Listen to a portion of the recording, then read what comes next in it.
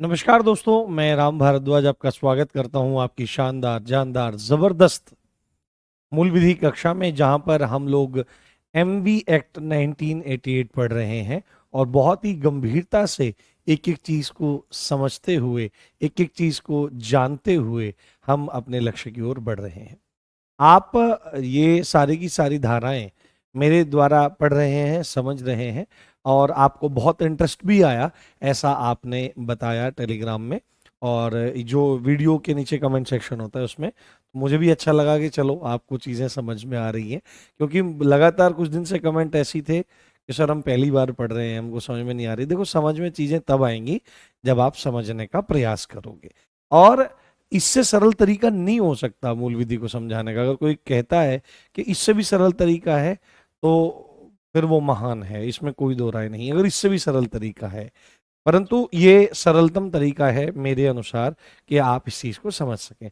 कल हमने section 227 motorcycle की परिभाषा तक देख लिया था। अब हम क्या काम करने वाले हैं? अब हम इन परिभाषाओं को समेट करके अब मूल धाराओं की तरफ चलने वाले हैं। 3, 4, 5 ऐसे करके आगे बढ़ने वाले हैं, जो विभिन्न बातों का जिक्र आपके सामने करेगी।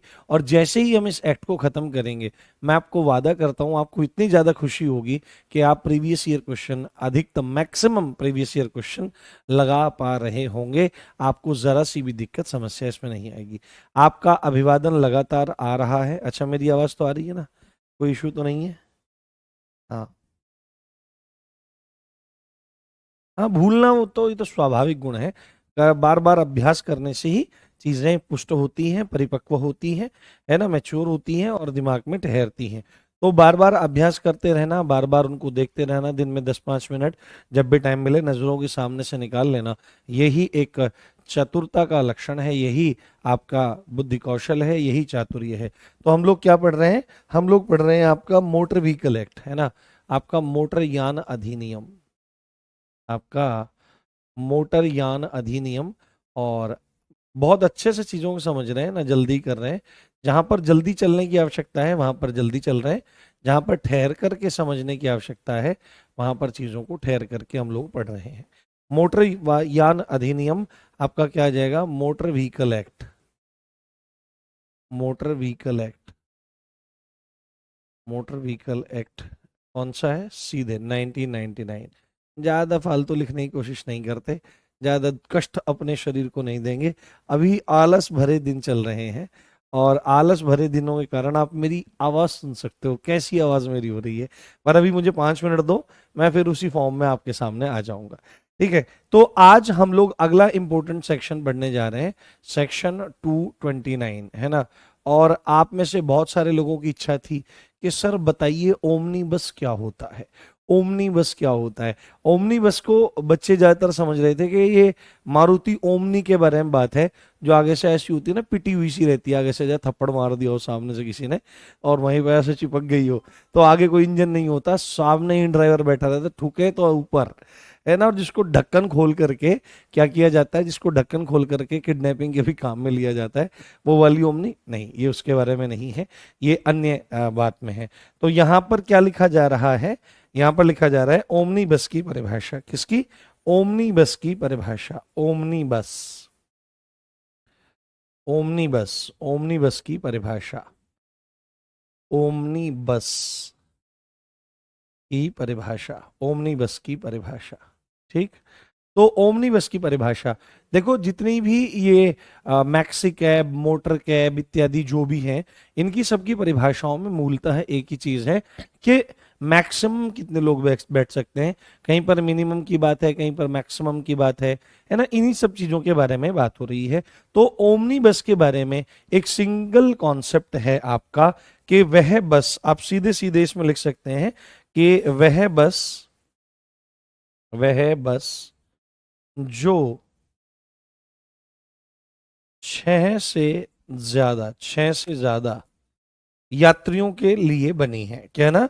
जो 6 से ज्यादा यात्रियों के लिए बनी है, यात्रियों के लिए बनी है, जो 6 से ज्यादा यात्रियों के लिए बनी है, उसको क्या कहते हैं हम लोग, उसको कहते हैं हम ओमनी बस। ठीक है, जैसे मैक्सी कैब में क्या आया था, यानी बड़ी टैक्सी में क्या आया था, बड़ी टैक्सी में आया था कि भाई 6 से लेकर के अधिकतम 12, है ना, 6 से लेकर के, ये एक बिल्कुल स्पेसिफिक है कि मैक्सी कैब किसको कहते हैं, जिसमें मिनिमम 6 और मैक्सिमम 12 तक लोग बैठ सकते हैं, है ना, उसको क्या कहते हैं, उसको हम बड़ी टैक्सी कहते हैं, जिसमें चालक शामिल नहीं है।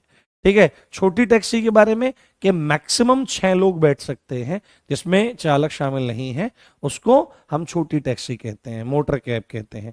और उसी श्रेणी में यहां पर चीजें आ गई हैं ओमनी बस के संदर्भ में, कि वह बस जिसमें 6 से ज्यादा यात्री बैठ सकते हैं, या 6 से ज्यादा यात्रियों के लिए जो बस निर्मित हुई है, बनी हुई है, उसको हम ओमनी बस कह रहे हैं। और एक पॉइंट जो खास है वो यही है कि इसमें चालक शामिल नहीं है, मतलब 6 में भी चालक शामिल नहीं है।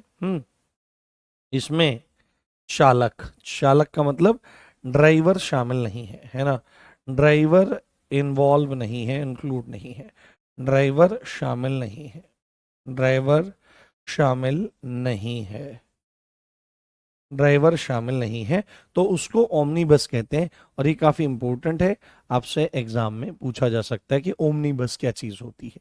ठीक है, चलिए आगे बढ़ते हैं। अभी एक इंपॉर्टेंट पॉइंट है जो आपको अच्छे से समझना है, अच्छे से जानना है। सब चीज क्लियर हो रही है ना, कोई दिक्कत कोई समस्या तो नहीं? हाँ, किडनैपिंग का, हाँ, हम्म हम्म देखो, अभी देखो कोई बच्चा बोल रहा है कि रोहन सिंह सर आप बिल्कुल सेम यूट्यूब पर पढ़ाए थे, मैं बोलता था ना, ये देखो पेड कंटेंट और ऐसा ये कुछ नहीं, ये सब फर्जीवाड़ा होता है। जो शिक्षक ऐसा काम कर रहे हैं कि यूट्यूब पर कुछ और पढ़ा रहे हैं और पैसे लेकर के कुछ और पढ़ा रहे हैं, या तो फिर यूट्यूब पे क्वेश्चन प्रैक्टिस करवाओ, अगर पेड पेड कंटेंट नहीं देना है ना। एक अच्छे शिक्षक की निशानी है कि भाई रुपया पैसे की जरूरत पड़ती है चलाने के लिए कामकाज को, और पेड कंटेंट में फिर आप पूरा हाथ से लिख लिख करके पढ़ाओ। परंतु यदि कभी ऐसी स्थिति है कि आपको यूट्यूब पर निशुल्क पढ़ाना है, तो फिर बच्चों के साथ में भेदभाव नहीं होना चाहिए, और ये चीजें मैं कभी नहीं करता हूं। आगे, अब सबसे इंपॉर्टेंट सेक्शन है आपका सेक्शन 231, है ना, सेक्शन 231, सेक्शन 231 बात करता है अनुज्ञा की परिभाषा। किसकी? अनुज्ञा, है ना, अनुज्ञा। अब ले लो हिंदी वाले, हिंदी वाले ठीक है, अनुज्ञा लिख दूं, अनुज्ञा की परिभाषा, है ना, अनुज्ञा की परिभाषा। ठीक है, बहुत हिंदी हिंदी करते हो ना कि सर हिंदी में पढ़ाओ, हम तो हिंदी वाले हैं, हम तो हिंदी समझ में आती है, और यहाँ पे कोई इंग्लिश वाला थोड़ा ही है। तो अनुज्ञा बताओ क्या चीज होती है, किसको पता है अनुज्ञा किसको कहते हैं? बताओ अनुज्ञा किसको कहते हैं? हाँ, हाँ, अनुज्ञा। देखो तुम में कौन सा में दिमाग है, कौन सा लगा सकता है दिमाग भाई आप में से। अब जिसने पहले पढ़ रखा होगा वो तो बता देगा, बट जो हिंदी वाले हैं ना, जिनको हिंदी के साथ में कुची पुची कू करनी है कि अरे मेरी हिंदी, अरे जैसी आवश्यकता हो वैसा काम कर लेना चाहिए। हाँ, सेक्शन याद नहीं हो रहे हैं, कोई टेंशन वाली बात नहीं, कॉन्सेप्ट याद होना चाहिए। हाँ, अनुज्ञा का आया ही नहीं अब तक आंसर, अनुज्ञा का आंसर नहीं आया है। हाँ, आने लगा, पढ़ रखा है तुमने पहले से। तुमने पहले से पढ़ रखा है। अनुज्ञा का मतलब क्या होता है? अनुज्ञा का मतलब होता है परमिट। क्या होता है? परमिट। आपने देखा होगा ना परमिट, परमिट के बारे में बात होती है कि परमिट, जैसे आपने देखा होगा गाड़ी अगर कोई खड़ी रहती है, गाड़ी बनाते हैं, ठीक है, बढ़िया वाली, ये शीशा है, ये शीशा है, और भाई ये पीछे गाड़ी वाड़ी जो भी कुछ है, ये पूरी गाड़ी इस तरह से मान लो, यहाँ नीचे पहिए लगे हुए हैं गाड़ी में, ये गाड़ी के पहिए लगे हुए हैं, और ये ड्राइवर साहब यहाँ पे बैठे हैं, ये कंडक्टर साहब यहाँ पे बैठे हैं, और गाड़ी में ना यहाँ ऊपर की तरफ ऐसे शीशे के सामने, या कई बार ऊपर की तरफ ऐसे लिखा रहता है, OAIP लिखा रहता है। इस AIP का मतलब क्या है? इस AIP का मतलब होता है ऑल इंडिया परमिट, है ना, ऑल इंडिया परमिट।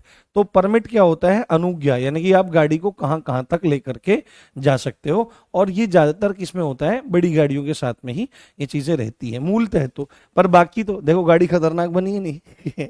तो ऑल इंडिया परमिट मतलब कि आप गाड़ी को कहां कहां तक लेके जा सकते हो, कहां कहां तक चला सकते हो, इसकी परिभाषा, परमिट क्या होता है इसकी परिभाषा वहां पर दी गई है। इसको बहुत डिटेल से देखने की जरूरत नहीं, ये परमिट क्या होता है ना, इतनी टेंशन नहीं।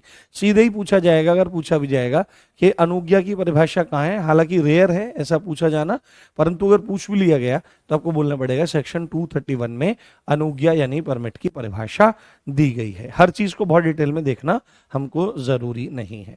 अगली इंपॉर्टेंट धारा जो कि प्रीवियस ईयर को पहले भी मतलब यूपीएसआई का जो पेपर था उसमें पूछी गई थी, ये है आपकी मोस्ट इंपॉर्टेंट धारा। अभी तक तो क्या था कि 2019 के बाद से ही चीजें शुरू हुई, 2019 नहीं, लगभग 2015-16 के आसपास से इंडिया में ई रिक्शा वगैरह का चलन शुरू हुआ, और ई व्हीकल जो हैं, इलेक्ट्रॉनिक व्हीकल जो ईवीज जो हैं, उनका भी प्रचलन धीरे धीरे हो रहा है।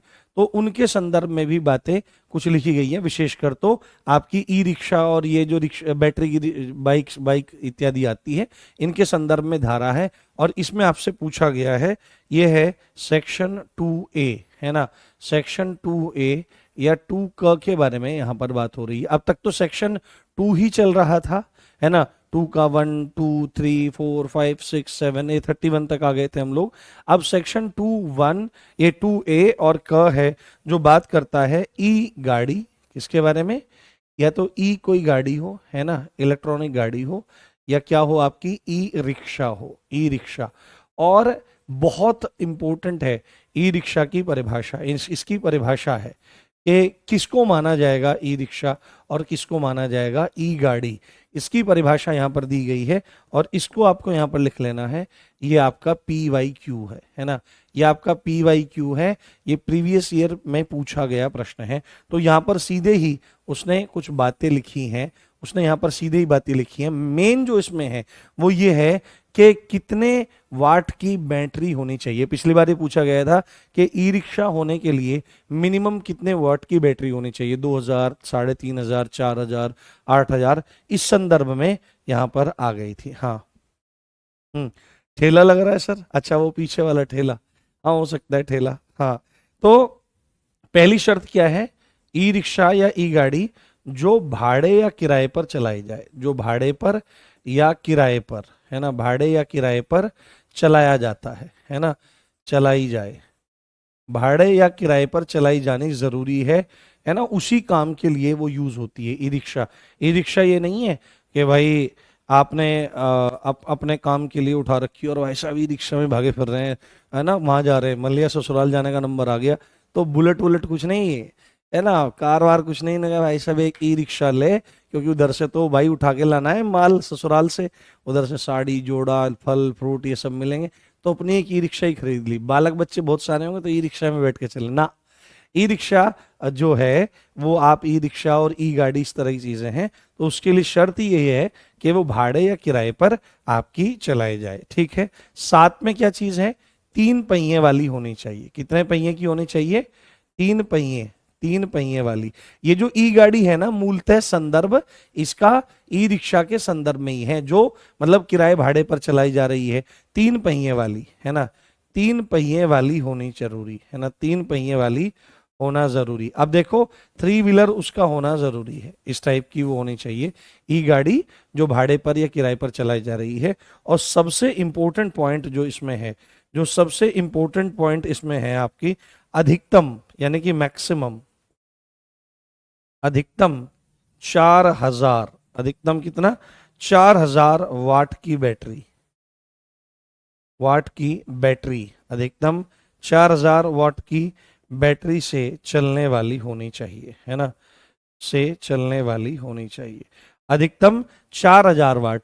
तो मैक्सिमम 4000 वाट की जो बैटरी है उसी से वो चलनी चाहिए। अगर 4001 भी हो गया तो फिर ई रिक्शा की श्रेणी में नहीं आएगी। 3 की जगह 4 पहिए लगा दिए तो ई रिक्शा की श्रेणी में या ई गाड़ी की श्रेणी में नहीं आएगी, और भाड़े या किराए पर नहीं चला रहे हैं तो भी वह ई रिक्शा की श्रेणी में नहीं आएगी। और पेपर में यही प्रश्न पूछा गया था कि अधिकतम कितने हजार वाट की बैटरी से वो चलित होनी चाहिए, वो चलनी चाहिए, तो आपको बोलना था वहां पर कि 4000। अभी जब पेपर खत्म, ये मतलब एक्ट खत्म हो जाएगा, तो एक्ट खत्म होने के बाद मैं आपकी क्वेश्चन सीरीज लेकर, ये प्रीवियस ईयर क्वेश्चन सीरीज लेके आऊंगा, तब आप वहां पर इस प्रश्न को देखना और आपका दिल बल्ले बल्ले हो जाएगा। कुछ बच्चे कह रहे थे लिखने के बाद थोड़ा साइड हो जाया करो, तो मैं यहाँ पर दीवार से चिपक जाता हूँ। आप लोग इसको देख लीजिए, आप लोग इसको पढ़ लीजिए, ठीक है। तो ये 3 चीजें देखो, ये अगर आप वहां पे देखोगे ना, एक्ट में दिखाता हूं मैं, देखो आपको, देखो संभवतः आपको दिख जाए, ये बेयर एक्ट है, देख रहे हो, ये बेयर एक्ट है इसी का। आप समझ सकते हो कि हर एक्ट जो पढ़ाया जाता है वो मूल एक्ट को पढ़ करके और उसमें से प्रॉपर नोट्स बना करके उसके बाद वो आप तक पहुंचाया जाता है। और आप देख सकते हो बिल्कुल लेटेस्ट है, ये बिल्कुल लेटेस्ट है ना। अब इसमें मैं आपको दिखाने का प्रयास करता हूं कि सेक्शन जो हमारा ये वाला है, सेक्शन 2A जो है, सेक्शन 2A जो है वो मतलब किस तरह से लिखा गया है। अब पता नहीं आप देख पाएंगे नहीं देख पाएंगे। ये देखो यहाँ पर सेक्शन 2A, ई गाड़ी और ई रिक्शा, तो इसको ना यहाँ से लेकर इतने कम से कम 5-6 लाइनों में, 6-7 लाइनों में इसको यहाँ पर दर्शाया गया है पूरा। अगर मैं ये लाइनें यहाँ से यहाँ तक लिखवाने लगूं कि भाई ये रही यहाँ तक अगर पूरा लिखवाऊं बोल बोल करके, तो फिर क्लास होने का कोई फायदा ही नहीं है और क्लास का वो मतलब नहीं। चलिए आगे। अब जितनी भी धाराएं मैं सब आपको बता रहा हूं वो सब मोस्ट इंपोर्टेंट है। और अब सबसे इंपोर्टेंट धारा अगर इस एक्ट की आप कहना चाहें तो वो आपके सामने ये है, सेक्शन 3। और सेक्शन 3 को अगर यहां पर आप इंपोर्टेंट ना लिखें तो कोई फायदा नहीं है। और ये आपकी प्रीवियस ईयर क्वेश्चन में पूछी गई है। तो यहां पर क्या है, चालन अनुज्ञप्ति क्या है बेटे, चालन अनुज्ञप्ति। चालन अनुज्ञप्ति, चालन अनुज्ञप्ति मतलब ड्राइविंग लाइसेंस, है ना, ड्राइविंग लाइसेंस, ड्राइविंग लाइसेंस की आवश्यकता, ठीक है, ड्राइविंग लाइसेंस की आवश्यकता, ठीक है। ड्राइविंग लाइसेंस की आवश्यकता क्यों है, देखो हमको गाड़ी तो चलानी आती है, हमको गाड़ी चलानी तो आती है। देखो कल एक बच्चे ने मेरे को क्या किया, कल एक बच्चे ने मेरे को एक मैसेज किया कि उसके दोस्त के पिताजी ने अपने नाम से जो गाड़ी थी वो गाड़ी किसी को भेज दी, है ना, वो गाड़ी किसी को बेच दी और उसको उसको उससे एनओसी भी नहीं लिया, नो ऑब्जेक्शन सर्टिफिकेट, कि भाई गाड़ी मेरे नाम पे चल रही है पर ये बंदा चला रहा है, और वो उसी के नाम से गाड़ी चलती रही। अब गाड़ी उसी के नाम से चलती रही, उस बंदे ने किसी को ठोक दिया, ठोकने के बाद वो आदमी मर गया। अब संभवतः वो आदमी जवान होगा, तो जो मुआवजा, कंपेंसेशन, प्रतिकर जो इस व्यक्ति के पास आया, इस बच्चे के दोस्त के पिताजी के नाम आया, वो 43,24,000 के आसपास है जो उन्हें पे करना है उस व्यक्ति को जिस व्यक्ति की मृत्यु हुई है।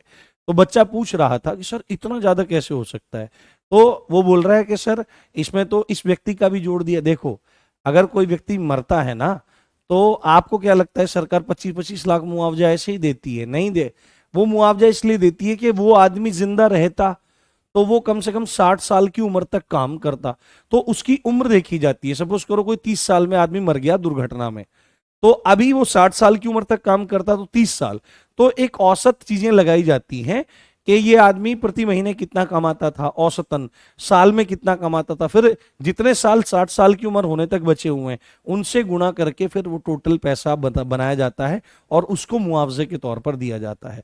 तो एक तो मारा उस गाड़ी से तो उसका जुर्माना पूरा का पूरा आया, और वो आदमी अपने जीवन में कितना पैसा कमाता जिसका लॉस तुम्हारी वजह से हो गया है वो अपनी फैमिली को देता, वो भी तुमको कंपेंसेट करना पड़ेगा, वो भी तुमको पैसा देना पड़ेगा। इसलिए पहली बात तो अपनी गाड़ी किसी को दो मत, दे रहे हो तो प्रॉपर एनओसी लो, उसके नाम के रिकॉर्ड कागज में चढ़वाओ, और फिर दूसरी बात है ये चीज आपसे भी हो सकती है, तो इसीलिए आप क्या काम करो, प्रॉपर अपने जो बीमा है, इंश्योरेंस वगैरह है उनको रखो, और उनको रखने की ही जरूरत है। आगे आएगा बिना बीमा गाड़ी चलाना, तो ये चीजें ना भुगतनी पड़े, इसीलिए बीमा रखा जाता है, ठीक है। सामने वाले को हो सकता है भाई दुर्घटना में कोई मर जाए, तो दुर्घटना में कोई मरे तो प्रतिकर आपको ना देना पड़े, कंपेंसेशन आपको ना देना पड़े। और ड्राइविंग लाइसेंस की आवश्यकता इसलिए है कि गाड़ी चलानी आपको आती है, बट इसकी परमिशन आपको लेनी पड़ेगी अधिकारियों से, जो चालन अनुज्ञप्ति देने वाला अधिकारी है, ड्राइविंग लाइसेंस जो लाइसेंसिंग अथॉरिटी है, उसको आप सुनिश्चित करेंगे आप ठीक से गाड़ी चला सकते नहीं, आप लोगों को मारेंगे नहीं। तो यहां पर आपको बहुत अच्छे से 2-3 बातें अपने दिमाग में रख लेनी है। चालन अनुज्ञप्ति की आवश्यकता, ड्राइविंग लाइसेंस की आवश्यकता। इसमें सीधे ही बात लिखी गई है कि किसी सार्वजनिक स्थान पर, किसी पब्लिक प्लेस पर, किसी सार्वजनिक स्थान पर, किसी सार्वजनिक स्थान पर, अब सार्वजनिक स्थान क्या होता है? पब्लिक प्लेस, जिसको पब्लिक यूज कर रही होती है अपने कामों के लिए। जैसे कोई सड़क हो सकती है, कोई पार्क हो सकता है, कोई पुल हो सकता है, जहां पर पब्लिक जा रही है। तो किसी सार्वजनिक स्थान पर, किसी पब्लिक प्लेस पर, है ना, किसी पब्लिक प्लेस पर वाहन तभी चलाएगा, है ना, वाहन तभी चलाएगा कोई भी व्यक्ति, ये बिल्कुल बहुत साधारण भाषा है, वाहन तभी चलाएगा, वाहन तभी चलाएगा, वाहन तभी चलाएगा जब उसके पास ड्राइविंग लाइसेंस हो। जब चलाएगा, जब उसके नाम से, जब उसके नाम से उसके पास डीएल हो, क्या हो? डीएल हो, ड्राइविंग लाइसेंस हो, डीएल हो, तभी चला पाएगा।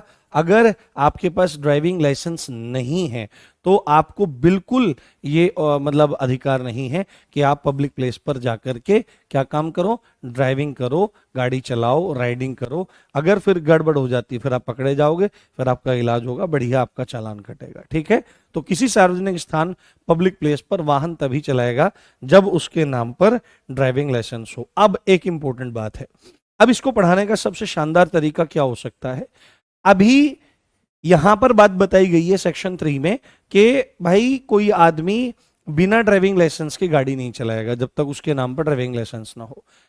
यहां पर तो बात बता गई, मना कर दी गई है, परंतु यदि कोई ऐसा करते हुए पकड़ा जाता है तो उसके लिए दंड का प्रावधान भी तो कुछ ना कुछ होगा, हो सकता है। अब ज्यादातर तो क्या रहता है कि फाइन ही भरना पड़ता है, पैसे देने पड़ते हैं कि भाई तुम्हारा चालान कटेगा, तुमको जुर्माना देना पड़ेगा। या अगर तुम वो नहीं करते हो, ज्यादा रिगरस सिचुएशन है, ज्यादा खतरनाक सिचुएशन है, तो वहां पर जेल की स्थिति भी है, तो दंड का प्रावधान भी साथ के साथ बता दिया जाए। तो आप बहुत अच्छे से समझिए, इसका दंड भी, धारा 3 का दंड भी, है ना, इसका दंड भी मैं यहीं पर लिख देता हूं। यहीं पर इसके दंड की बात कर लेते हैं, इसके पनिशमेंट की बात कर लेते हैं कि कोई अगर बिना लाइसेंस के गाड़ी चलाता है तो इसका जिक्र कौन सी धारा में है? इसका जिक्र इसी एक्ट के सेक्शन, इसी एक्ट के सेक्शन 181 में है। किसमें है? 181 में इसका जिक्र है कि यदि बिना डीएल के गाड़ी चलाता है, यदि बिना डीएल के व्हीकल चलाता है, बिना डीएल के व्हीकल चलाता है, बिना डीएल के व्हीकल चलाता है, तो अब क्या होगा? तो क्या होगा?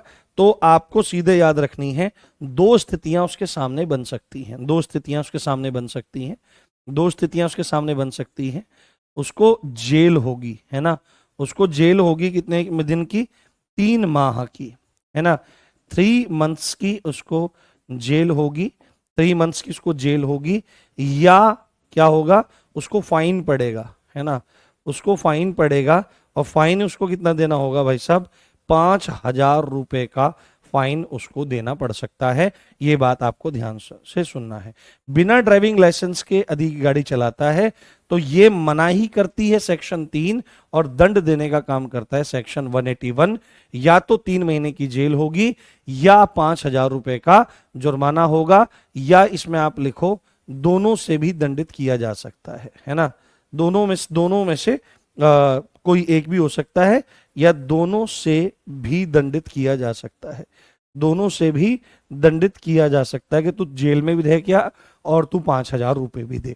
तो ये बात आपको बहुत अच्छे से समझनी है, बहुत अच्छे से जाननी है। पेपर में प्रश्न कैसे बन सकता है कि कौन सी धारा आपकी ड्राइविंग लाइसेंस के बिना पब्लिक प्लेस में राइड करने के लिए, ड्राइव करने के लिए मना करती है, तो आप कहोगे सेक्शन 3। और यदि कोई इसका उल्लंघन करता है तो उसको पनिशमेंट देने का काम करता है सेक्शन 181। और ये धाराएं थोड़ी सी जरूरी हैं, इनको आपको जरूर याद कर लेना है, सेक्शन 181। ठीक है। और सबसे इंपॉर्टेंट ये है कि जुर्माना कितना होएगा। ठीक है, तो 5,000 रुपए जुर्माना पूछेगा पेपर में कि बिना ड्राइविंग लाइसेंस के यदि आप पकड़े जाते हो तो कितने रुपए तक का जुर्माना आप तक हो सकता है। तो आपको बोलना है 5,000 रुपए का जुर्माना आपको देना उधर पड़ेगा। ये बात आपको क्लियर हो गई, समझ में आ गई? कोई दिक्कत समस्या तो नहीं? हाँ हाँ सर, क्लास नहीं चल रहा है। क्या नहीं चल रहा है? क्लास चल रही है क्लास। हाँ हाँ, पनिशमेंट। ठीक है, क्लास चल रही है, कोई दिक्कत वाली बात नहीं है। चलिए आगे बढ़ते हैं। अब चलते हैं सेक्शन 4 की तरफ। कहाँ चलते हैं? सेक्शन 4 की तरफ चलते हैं, जो और भी ज्यादा अच्छा है और भी ज्यादा इंपॉर्टेंट है। ठीक है। अब देखो यहां पर ये बात तो हमारी हो गई कि भाई, हाँ, पढ़ाई में किसका मन नहीं लग रहा है, हमने हथियार रख रखे हैं यहीं पे। हाँ, समझ में आ गए यहां तक? यहीं पे हथियार रखे हुए हैं भाई साहब। जिसको समझ में ना आए बता देना, जिसको नींद आ रही होगी एक में खुल जाएगी, एक में। यहीं रखा है सब, सब इंतजाम यहीं रखा हुआ है। हाँ, पढ़ाई पे ध्यान दीजिए। हम्म। चलिए, सेक्शन 4 अभी तक। अब सेक्शन 4 बात करता है एज के बारे में। ठीक है। मोटर व्हीकल, क्या लिखेंगे? मोटर व्हीकल चलाने के लिए, मोटर व्हीकल चलाने के लिए, मोटर व्हीकल चलाने के लिए, मोटर व्हीकल चलाने के लिए, हाँ हाँ हाँ, बीच बीच में रिफ्रेशमेंट भी होना जरूरी है। नहीं तो फिर भाई साहब नींद आ जाती है, और 4 बजे का समय है, और इस समय भोजन रहता है पेट में और पचता रहता है, तो उससे फिर नींद आती है, झटके आते हैं। तो उसको उतारने के लिए ये बढ़िया शस्त्र है ना, ये शस्त्र, अस्त्र, शस्त्र। ठीक है। अस्त्र किसको कहते हैं? जिसको फेंका जाता है। शस्त्र जिसको हाथ में रख करके ही चलाया जाता है, गदा हनुमान जी की। तो जिसको भी नींद आए बता देना, उसके सिर पे टकरा देंगे। है ना। मोटर व्हीकल चलाने के लिए आयु के संबंध में, है ना, आयु के संबंध में, आयु यानी एज के संबंध में, एज के संबंध में ये आपकी धारा है। एज के संबंध में आपकी धारा है कि अगर आप किसी मोटर व्हीकल को चलाना चाहते हो, अगर आप किसी मोटर व्हीकल को चलाना चाहते हो तो आपकी एज कितनी होनी चाहिए, उस संदर्भ में, उस एज के बारे में ये वाला सेक्शन आपका बात करता है। तो स्पष्ट रूप से लिखा गया है कि 18 साल से नीचे की आयु का बच्चा, है ना, या व्यक्ति, 18 साल से कम आयु, 18 साल से कम आयु का व्यक्ति, का व्यक्ति, है ना, सार्वजनिक स्थान में वाहन, मोटर वाहन नहीं चलाएगा। सार्वजनिक स्थान में, सार्वजनिक स्थान में, सार्वजनिक स्थान में मोटर व्हीकल नहीं चलाएगा। सार्वजनिक स्थान में मोटर व्हीकल नहीं चलाएगा। सार्वजनिक स्थान में मोटर व्हीकल नहीं चलाएगा। ये बात बहुत स्पष्टता के साथ कही गई है। आपने भी सुनी होगी कि 18 साल से कम आयु का व्यक्ति, उसको ना तो लाइसेंस मिल सकता है, 18 साल से ऊपर की उम्र हो जाती है तभी लाइसेंस बनता है, और बिना लाइसेंस के आप वाहन नहीं चला सकते। तो यहां पर स्पष्ट बोल दिया गया है कि 18 साल से कम आयु की, कम आयु का व्यक्ति सार्वजनिक स्थान में, पब्लिक प्लेस में गाड़ी नहीं चलाएगा। बट अब आपके दिमाग में एक चीज आ जाएगी कि ये कौन सा तरीका है, क्या ये भारत है, यहाँ पर ऐसे कानून कैसे चलेंगे? मेरे को अपने बच्चे को भेजना है, वो 16 साल का है, वो 16.5 साल का है, 17 साल का है, दूर किसी कस्बे में पढ़ने जाता है, किस शहर में पढ़ने जाता है, ट्यूशन पढ़ने जाता है, यहाँ पर कोई सुविधा नहीं है, अब मैं उसको वहां पर कैसे भेजूं? तो सरकार ने बोला बेटे शांत हो जाओ, तुम्हारा भी सोल्यूशन करते हैं। तो उसने बोला क्या सोल्यूशन तुम मेरा कर लोगे? तो बोला तेरा बच्चा 16 साल का है ना? मैंने बोला हाँ ठीक है। तो यहां पर मैं एक क्लोज जोड़ देता हूं कि 16 साल की आयु, है ना, 16 साल की आयु पूरी कर चुका व्यक्ति, है ना, 16 साल की आयु, 16 साल की आयु पूरी कर चुका व्यक्ति, 16 साल की आयु पूरी, हाँ, पूरी कर चुका व्यक्ति, कर चुका व्यक्ति, कर चुका व्यक्ति, बहुत इंपॉर्टेंट है, बहुत इंपॉर्टेंट है, बहुत इंपॉर्टेंट है। अधिकतम है ना, मैक्सिमम, अधिकतम, ये जो मैं यहां पॉइंट लिख रहा हूं 50 सीसी है ना। अब इंजन की क्षमता को सीसी में नापते हैं। जैसे जो बुलेट होती है वो 350 सीसी में होती है, नॉर्मल मोटरसाइकिल होती है 100 सीसी में, 125 सीसी में होती हैं, 150 सीसी में होती हैं, है ना, 180 सीसी में। जैसे पल्सर आती थी, पल्सर 180 सीसी, डीटीएस, डीटीएसआई, पता नहीं क्या क्या चलता था पहले वो।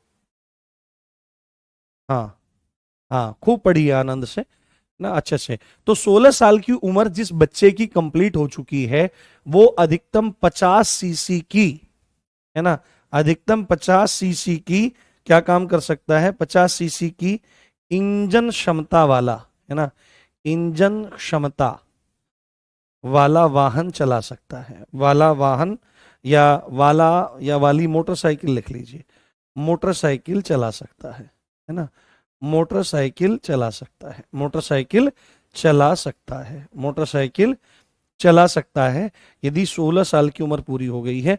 परंतु इसमें सबसे इंपॉर्टेंट पॉइंट क्या है कि मैक्सिमम 50 सीसी, यही पॉइंट आपके लिए इंपॉर्टेंट हो जाता है। ठीक है, तो ये एज के बारे में यहां पर आपकी बात हो रही है और सेम ही ये पॉइंट है। अब यदि क्या है कि 18 साल की उम्र नहीं हुई है, और भाई साहब दौड़ा रखी है गाड़ी, और वह भागे जा रहे हैं, और तुम दरोगा बन गए, बोला मुन्ना इधर आ जा, क्या कितनी उम्र है रे तेरी? वो लगे सर 17 साल है मेरी, चल तेरा इलाज करता हूँ। तो सर सर छोड़ दो ना प्लीज, छोड़ दो। नहीं, तेरा चालान कटेगा, मेरी फर्स्ट पोस्टिंग है, मैं निहायती ईमानदार हूं, मैं सिस्टम के साथ में करप्शन नहीं कर सकता, तेरा चालान कटेगा। उसने पूछा अच्छा चालान कटेगा मेरा, अच्छा बताना कौन सी धारा में, इसको बिना देखे बताओ कौन सी धारा में मेरा चालान तुम काटोगे।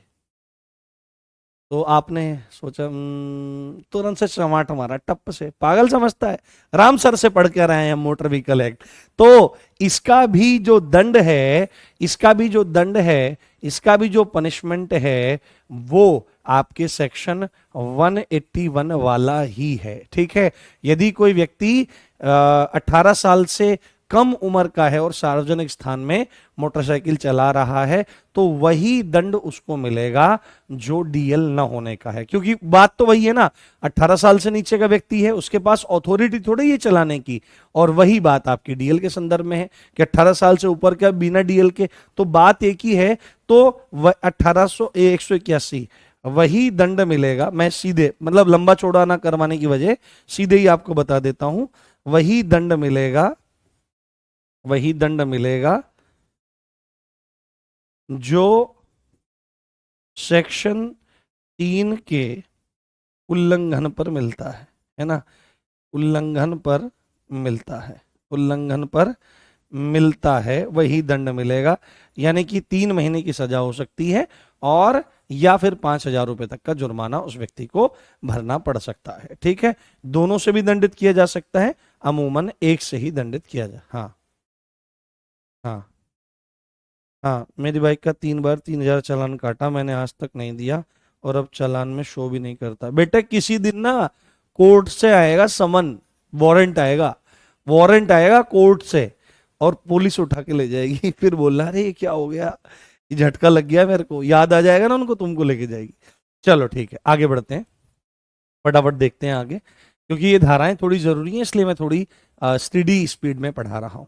यहां पर अब हमारे पास सेक्शन है 6 जो हमारे लिए काफी इंपॉर्टेंट है, और सेक्शन 6 जो बात करता है वो बात करता है डीएल की शर्तें, है ना, डीएल रखने की शर्तें, है ना, डीएल रखने की शर्तें, डीएल रखने की शर्तें। ठीक है, डीएल रखने की शर्तें, डीएल रखने की शर्तें, कुछ शर्तें हैं जो डीएल रखने के लिए आपको माननी पड़ेंगी, ड्राइविंग लाइसेंस रखने के लिए आपको माननी पड़ेंगी। जैसे क्या होता है कि आप अपनी, आपका दोस्त आता है कि भाई यार भाईचारा ऑन द टॉप, है ना, हम दोस्त हैं तो मेरे को अपनी बाइक दे दे, वो तो अपनी बाइक दे देता है, ठीक है ले जा भाई तू, कोई बात, भाई वहां पे चेकिंग हो रही है, एक काम कर, तेरा मेरा चेहरा काफी मिलता है तो मुझे अपना ड्राइविंग लाइसेंस भी दे दे। अब आपने उसको ड्राइविंग लाइसेंस भी दे दिया, अब वो धरा गया, वो पकड़ा गया, या ड्राइविंग लाइसेंस किसी और का लेके घूम रहे हो, तो उस पर तो जो कार्रवाई होनी है वो होगी, बिना ड्राइविंग लाइसेंस के वो चला रहा है, ये सब चीजें। पर आपने जब उसको ड्राइविंग लाइसेंस दिया है तो आपको धारा 6 लपेटेगी, और ये मना करती है कि आप अपने ड्राइविंग लाइसेंस को या अपने लर्नर्स लाइसेंस को, है ना, शिक्षार्थी अनुज्ञप्ति को, लर्निंग लाइसेंस को किसी और को यूज करने के लिए नहीं दे सकते। ये शर्त यहां पर स्पष्ट रूप से कह रही है कि क्या शर्त है ये शर्त, कि डीएल, है ना, डीएल या एलएल, ठीक है। अब डीएल एलएल, अब आप में से कुछ हो सकते हैं महानुभाव जो कहेंगे सर डीएल का क्या फुल फॉर्म होता है, तो मैं बता देता हूं पहले ही। ये है ड्राइविंग लाइसेंस, और ये क्या है बेटे, ये है लर्नर्स लाइसेंस, लर्नर्स लाइसेंस, है ना। डीएल का मतलब ड्राइविंग लाइसेंस और एलएल का मतलब लर्निंग लाइसेंस, लर्नर्स लाइसेंस। इसमें लिखिए आप होल्डर, डीएल या एलएल होल्डर, है ना, अपना लाइसेंस, अपना लाइसेंस, है ना, अपना लाइसेंस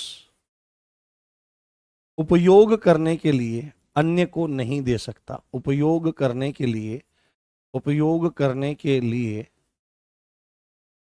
अन्य व्यक्ति को नहीं दे सकता, अन्य व्यक्ति को, अन्य व्यक्ति को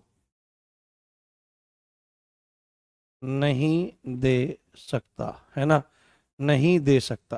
तो डीएल या एलएल होल्डर अपना लाइसेंस उपयोग करने के लिए अन्य व्यक्ति को नहीं दे सकता है, अगर करता है तो ये आपका गैर कानूनी है, और इसके बारे में अभी आपको मतलब अब दंड इत्यादि देखने की आवश्यकता नहीं है, बस इतनी ही बात है। इसको समझना जानना बहुत अच्छे से जरूरी है। समझ में आ रहा है?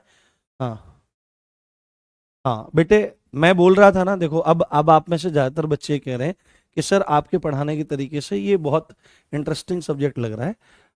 देखो मैं आपको एक चीज बताता हूँ, ठीक है। जब कोई क्लास पढ़ाई जाती है ना, तो 100% ऐसा नहीं होता कि टीचर और बोर्ड से चिपके रहना। मैथ्स वगैरह जो होता है उसमें दिमाग इंगेज रहता है, रीजनिंग में दिमाग इंगेज रहता है। पर जैसे हिंदी सब्जेक्ट है, जैसे जीएस के सब्जेक्ट हैं, तो इनको पढ़ाने के लिए विशेष शिक्षण कौशल, है ना, टीचिंग स्किल्स की जरूरत होती है, और हर व्यक्ति का अपना टीचिंग स्किल्स अच्छा होता है। आपको पता होना चाहिए कि यूट्यूब पर जो भी टीचर पढ़ा रहे हैं उनके गुरुजनों की कृपा से उनका टीचिंग स्किल अच्छा है, जिससे वो एक नहीं हजारों लाखों बच्चों को इन्फ्लुएंस कर पाते हैं। तो बिलीव ऑन दैम, है ना, बिलीव ऑन दैम, ये चीज आपको अच्छे समझनी चाहिए। चलो सेक्शन 7 बहुत अच्छा लगेगा आपको, और निश्चित रूप से आपका कल्याण होगा, ये बात मैंने आपको बोली थी, पर आप निरंतरता से पढ़ते रहें। सेक्शन 7 किस संदर्भ में बात करता है? सेक्शन 7 आपका बात करता है कुछ वाहनों के लिए, कुछ वाहनों के लिए, सभी वाहनों के लिए नहीं, कुछ वाहनों के लिए, कुछ वाहनों के लिए, है ना, कुछ वाहनों के लिए आपकी बात आएगी। कुछ वाहनों के लिए लर्निंग लाइसेंस जो एलएल, अब मैं लर्निंग लाइसेंस को एलएल लिखूंगा, जिससे क्या हो, हमको बहुत ज्यादा न लिखना पड़े और सीधे समझ में हमको चीजें आए। तो कुछ वाहनों के लिए एलएल देने की शर्तें, एलएल देने की शर्तें, है ना, एलएल देने की शर्तें, एलएल देने की शर्तें। अब ये एलएल क्या होता है? ये लर्निंग लाइसेंस है, ये जिसको कच्चा लाइसेंस कहते हैं, कि कच्चा लाइसेंस है, पक्का लाइसेंस है। तो आपको पता होना चाहिए कि अमूमन जो लाइसेंस बनता है वो एलएमवी बनता है। पहले तो एलएमवी के लिए बनता है, लाइट मोटर व्हीकल के लिए बनता है, और लाइट मोटर व्हीकल की परिभाषा क्या आई थी कल, कि जिसका बिना लदे वजन 7500 किलोग्राम तक हो उसको लाइट मोटर व्हीकल कहते हैं, ठीक है, जिसमें आपकी मोटरसाइकिल, ये वो कार इत्यादि तक उसमें आ जाती है। अब इसमें क्या चीज है कि जब आपका पक्का लाइसेंस बन जाएगा एलएमवी वाला भी, तो आपको समझ में आएंगी चीजें। उससे पहले आप कच्चा ये एलएल बनता है, उसके बाद फिर। पर अगर आपको हैवी मोटर व्हीकल चलाने हैं, ट्रक चलाने हैं, आपको बसेस चलानी है, तो उसके लिए, अगर उसके लिए अलग से आपको लर्निंग लाइसेंस दिया जाएगा। ऐसा नहीं कि आपके पास पहले से लाइसेंस है, पक्का लाइसेंस बना हुआ है ना, आपके पास डीएल प्रॉपर बना हुआ है, और आप कहो कि सर मैं तो स्कूटर बाइक तो चलाता ही हूं और मुझे आप ट्रक चलाने का लाइसेंस दे दो, तो वहां पर ये बात नहीं चलेगी कि भाई तुमको पक्का लाइसेंस दिया जाएगा। नहीं, अगर आप एलएमवी से एचएमवी की तरफ जा रहे हैं, हैवी मोटर व्हीकल की तरफ अगर आप जा रहे हैं, है ना, तो वहां पर भी आपको LL दिया जाएगा। और ये उसी संदर्भ में है कि कुछ वाहनों के लिए LL देने की शर्तें। तो इसमें आपको सबसे पहले नोट करना है, सबसे पहले लिखना है कि परिवहन बसों के लिए, जो ट्रांसपोर्ट बसेस हैं, परिवहन बस जो बस चलती हैं सरकारी, रोडवेज इत्यादि, परिवहन बसों के लिए, परिवहन बसों के लिए यानी कि जो आपकी ट्रांसपोर्ट की बस होती है, जैसे हरियाणा रोडवेज चलती है, जैसे राजस्थान रोडवेज चलती है, खतरनाक अलग ही जलवा रहता है पूरा, ठीक है। तो परिवहन बसों के लिए आपको LL तभी दिया जा सकता है, या चलाने के लिए लिखना ज्यादा सही है, परिवहन बसों को चलाने के लिए, परिवहन बसों को चलाने के लिए LL लर्नर्स लाइसेंस तभी दिया जाएगा, तभी दिया जाएगा, तभी दिया जाएगा जब, जब आपके पास, जब आपके पास, जब आपके पास, अब इसको हाईलाइट करता हूं मैं, जब आपके पास 1 साल तक, 1 साल तक LMV का DL, LMV का DL, इसको मैं स्पेशल कर देता हूं, है ना, हाईलाइट कर देता हूं, LMV का DL प्राप्त हो, एक उसके पास 1 साल तक का DL प्राप्त हो, है ना, उसे प्राप्त हो, ठीक है, सीधे सीधे। यानी कि आपके परिवहन बस अगर आपको चलानी है तो आपके पास 1 साल की, यानी कि आपने जिस दिन आप परिवहन बस के लिए क्या चाहते हैं, लर्निंग लाइसेंस चाहते हैं, तो उससे 1 साल पहले तक आपके पास क्या होना चाहिए था, 1 साल की अवधि तक आपके पास लाइट मोटर व्हीकल का ड्राइविंग लाइसेंस होना जरूरी है। ये पॉइंट आप अच्छे से याद रख लें, ठीक है, बहुत अच्छी बात है। उसके बाद अगला पॉइंट, 18 साल से, 18 साल, 18 साल से कम आयु वाले, 18 साल से कम आयु वाले को बिना गियर वाली, है ना, बिना गियर वाली मोटरसाइकिल जो होती है, बिना गियर वाली मोटरसाइकिल, बिना गियर वाली मोटरसाइकिल चलाने के लिए,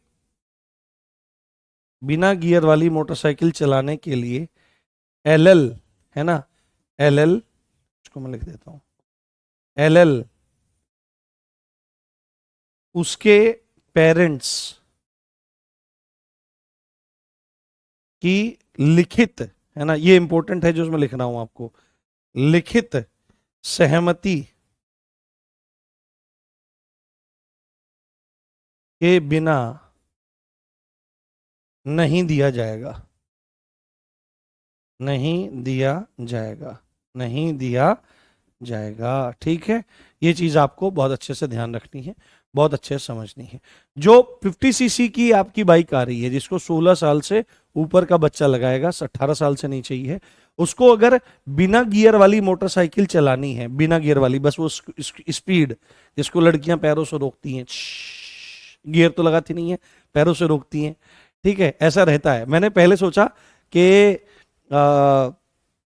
ऐसा होता नहीं होगा, बट भाई साहब मैंने ऑब्जर्व किया तो बात तो बिल्कुल सही है।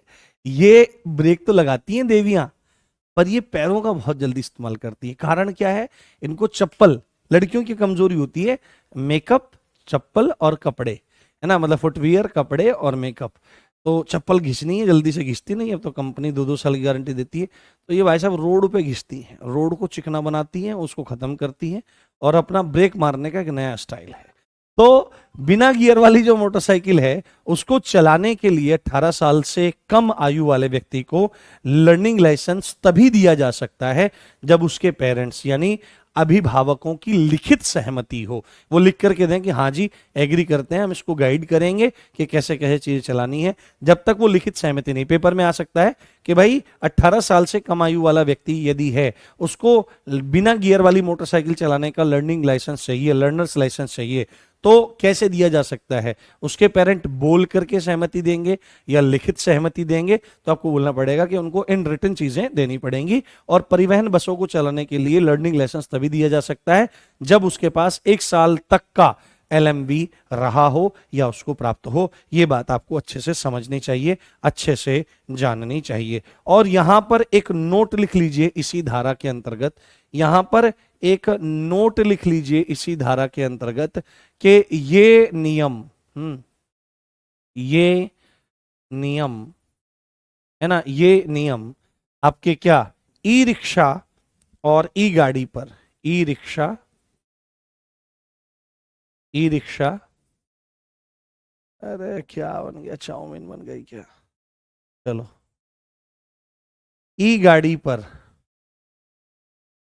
लागू नहीं होते, है ना, पर लागू नहीं होते, नहीं होते, ये वहां पर चीज लिखी गई है। तो ये काफी इंपॉर्टेंट है, पूछ सकता है कि भाई सेक्शन 7 में जो लर्नर्स लाइसेंस देने वाली बात है, ये क्या ई रिक्शा और ई गाड़ियों पर लागू होती है, तो आप कहोगे नाई माय लॉर्ड, ये वहां पर लागू नहीं होएगी। ठीक, हाँ, हाँ, नहीं, देखो मैं आपको एक बात बताता हूँ, मैं कभी भी मजाक करता हूँ तो वो ना बिल्कुल नेचुरल होते हैं, और मेरी बिल्कुल मंशा नहीं होती कि किसी को मतलब ऑफेंड किया जाए, बस कक्षा में एक रुझान बना रहे।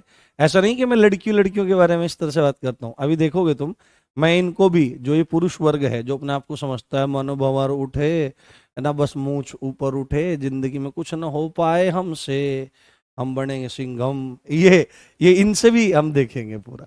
ठीक है, तो ये पॉइंट आपको बहुत अच्छे से याद रख लेना है। अब हम आगे बढ़ते हैं और सेक्शन 10 की तरफ आगे चलते हैं। कहां पर चलते हैं, सेक्शन 10 की तरफ हम लोग आगे चलते हैं। और सेक्शन 10 भी बहुत जरूरी है, सारे के सारे ये, इनकी तरफ आपको बहुत अच्छे से ध्यान देना जरूरी है। सेक्शन 10 बोलता है क्या, कि डीएल, डीएल के फॉर्म, अब देखो आप डीएल के लिए अप्लाई करने जा रहे हो तो उसका एक प्रॉपर फॉर्म होता है। तो डीएल का जो फॉर्म होता है, जो आवेदन पत्र होता है, उसके संदर्भ में यहां पर बात की गई है कि डीएल का फॉर्म कैसा होगा, वह उसमें क्या क्या कंटेंट रहेंगे, है ना, डीएल के फॉर्म वह कंटेंट, कंटेंट के बारे में, कंटेंट के बारे में, है ना, कंटेंट के बारे में कि उस फॉर्म में क्या क्या कंटेंट आपका रहता है। जैसे आप सपोज करो कि कोई डीएल बनवाने जाए, तो ये मान लिया आपका पूरा का पूरा क्या है, मतलब सीधे सीधे आप यह बात करो कि डीएल के फॉर्म के ड्राफ्ट के बारे में चर्चा होती है कि भाई क्या क्या वो किस किस तरह से वो बनाया जाएगा और क्या क्या चीज उसमें पूछी जाएंगी, है ना, क्या क्या पूछा जाएगा, क्या क्या पूछा जाएगा, ये कंटेंट के बारे में चर्चा हो रही है, ये कंटेंट के बारे में चर्चा हो रही है। सपोज करो कि ड्राइविंग लाइसेंस का ये आपका फॉर्म है, ये ड्राइविंग लाइसेंस का आपका फॉर्म है, तो इसका प्रारूप कैसे होगा कि पहले भाई हम लोग नाम पूछेंगे, फिर हम पूछेंगे पिताजी का नाम, फिर पता पूछेंगे, फिर ये पूछेंगे, फिर वो पूछेंगे, फिर हम तमाम चीजें पूछेंगे। तो डीएल डीएल के फॉर्म का फॉर्मेट कैसा होगा, ड्राफ्ट कैसा होगा, इस चीज के बारे में बात की गई है। और उस फॉर्म में हम क्या क्या कंटेंट पूछेंगे, क्या क्या पूछेंगे, ये बात करता है सेक्शन 10। इस बात को आपको अच्छे से ध्यान रखना है। अच्छा, जो नोट्स बनाते हैं वो इस चीज का ध्यान रखेंगे, अगर मैं किसी भी तरह का कोई फोटो या फिगर बनाता हूं तो उसको भी नोट्स में सम्मिलित करे, उनको ऐसे ही छोड़े नहीं, ठीक है, उनको ऐसे ही छोड़े नहीं। चलिए आगे बढ़ते हैं, सेक्शन 12 की तरफ हम लोग बढ़ते हैं। हाँ, हाँ चलते हैं, सेक्शन 12 की तरफ हम लोग चलते हैं। ये सिंपल ही था तो इसमें ज्यादा टेंशन लेने की जरूरत नहीं है। सेक्शन 12 की तरफ हम लोग चलते हैं। और एक मिनट, आप एक सेकंड आप वेट कर सकते हैं क्या, हाँ, एक सेकंड, मैं भी एक सेकंड आप, बिल्कुल होएगी।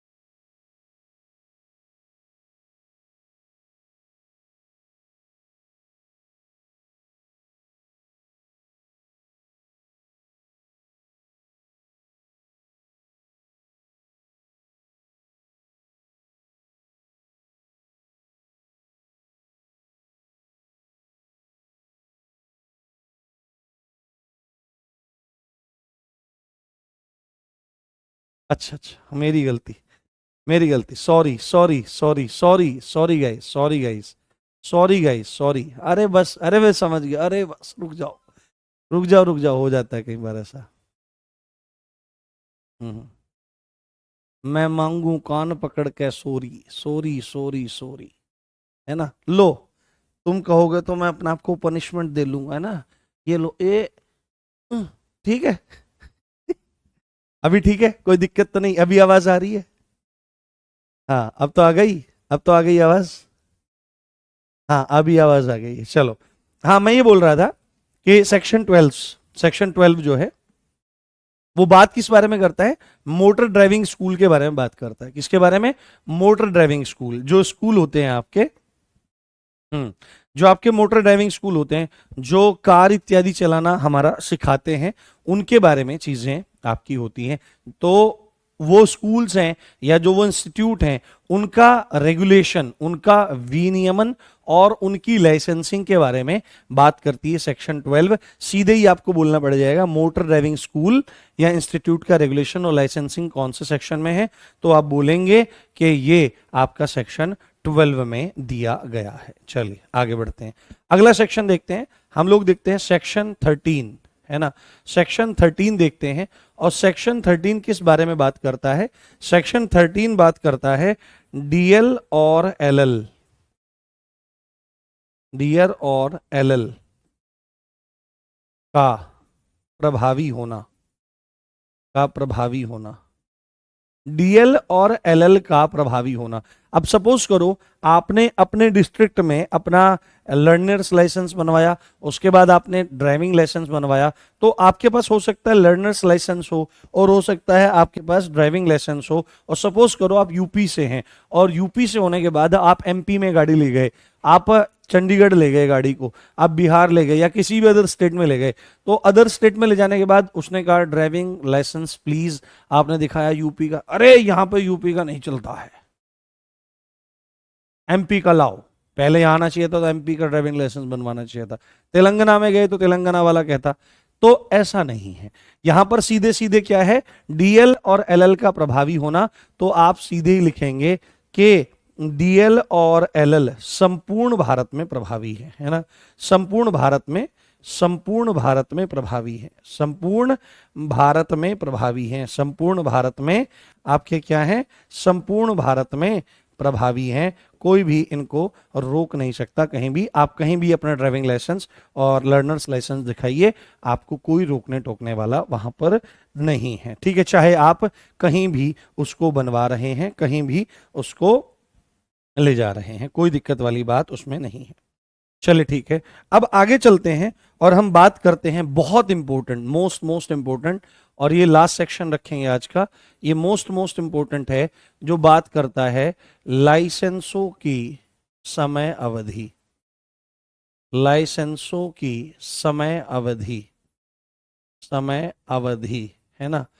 समय अवधि, देखो अवधि से मुझे याद आया, अवधि से मुझे याद आया कि एक समश्रुत भिन्नार्थक शब्द होते हैं, अवधि, है ना। अवधि और अवधि, ये दोनों एक जैसे शब्द दिखाई देते हैं।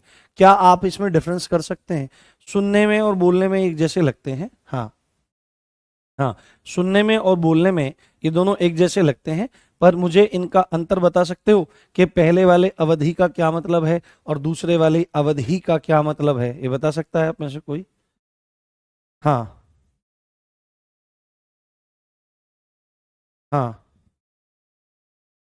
हाँ, सेक्शन 13 में गुड्स नहीं लिखवाया है, वो सेक्शन 213 है, ध्यान से देखिए उसको, वो सेक्शन 213 है। गंभीरता से पढ़ा करो आप।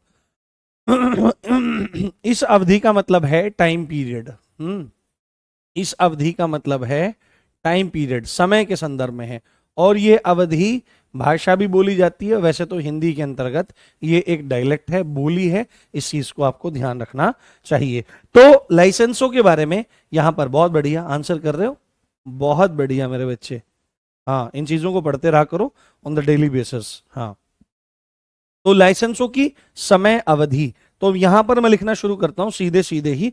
तो यहां पर सीधे ही बोल रहा है कि लर्नर्स लाइसेंस की अवधि के बारे में बात करेंगे। तो इश्यू डेट से, कब से? इश्यू डेट से।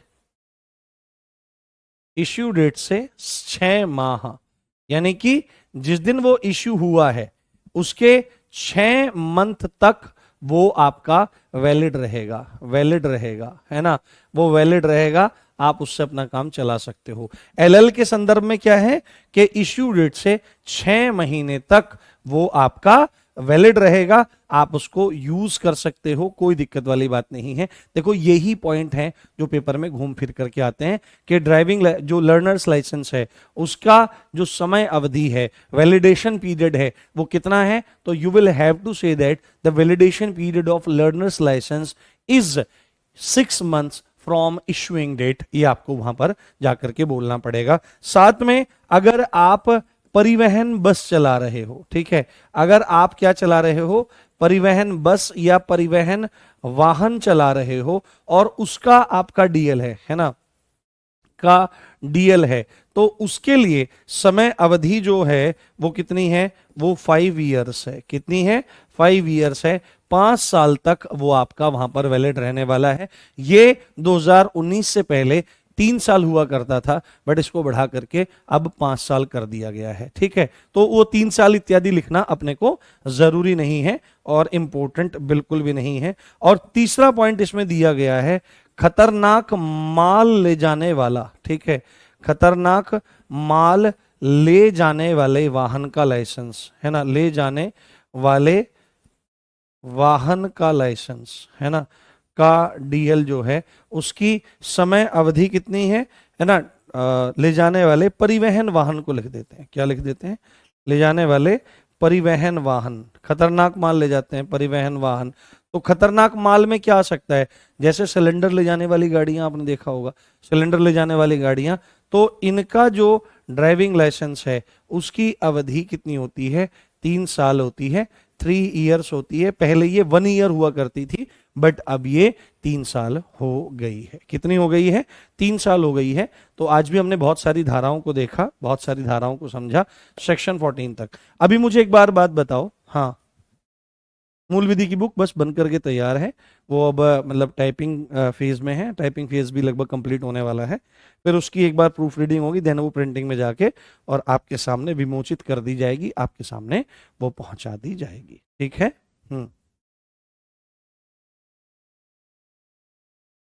हाँ, जब घरेलू हिंसा करेंगे तो बताएंगे। हाँ हाँ हाँ, बताओ बताओ। अभी मुझे एक बात बताओ कि सब चीज क्लियर है, कोई दिक्कत तो नहीं है, कोई समस्या तो नहीं है? यहां तक सब कुछ आपको समझ में आया, मजा आ रहा होगा।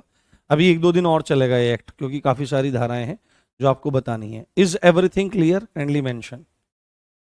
हाँ, आवाज नहीं है? अरे सब आ रही है, अब तो बीच में बंद थी।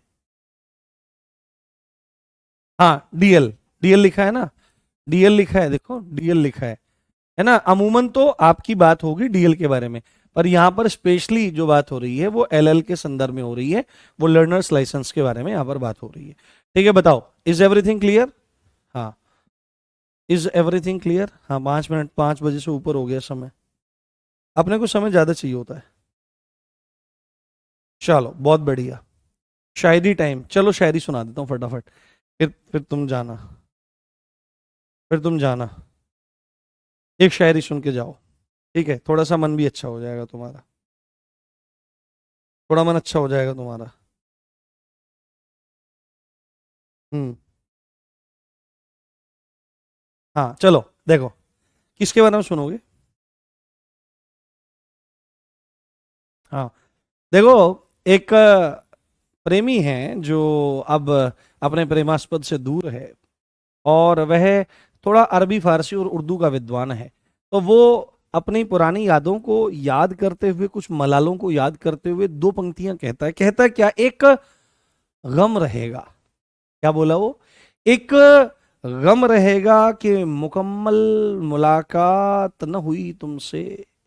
एक गम रहेगा, एक गम रहेगा कि मुकम्मल मुलाकात न हुई तुमसे, यानी मैं तुमसे जिस तरह से मिलना चाहिए था उस तरह से मिल ही नहीं पाया। परंतु फिर उसने आगे एक बात कही, सुनिए। एक गम रहेगा कि मुकम्मल मुलाकात न हुई तुमसे, एक सुकून रहेगा, एक सुकून रहेगा कि तुमसे कभी बात तो हुई थी। कितना गहरा है भाई साहब, मेरे को झकझोर गया ये। हाँ, एक सुकून रहेगा कि तुमसे कभी बात तो हुई थी। बहुत सारे लोग ऐसे होते हैं कि बात ही नहीं हो पाती है और बस देखते रहते हैं, बस देखते रहते हैं, ठीक है, और चीज़ें बहुत आगे चली जाती हैं। तो ये सांसारिक अर्थ में भी हो जाती हैं चीज़ें, और ये आपके पारलौकिक अर्थ में भी चली जाती हैं। तो इसी अच्छी बात के साथ आप देख रहे थे मुझे। मेरा नाम है राम भारद्वाज। कल मिलते हैं इसी एक्ट को आगे बढ़ाने के लिए। जय हिंद, जय भारत, नमस्कार, bye guys, love you all. मिलते हैं कल।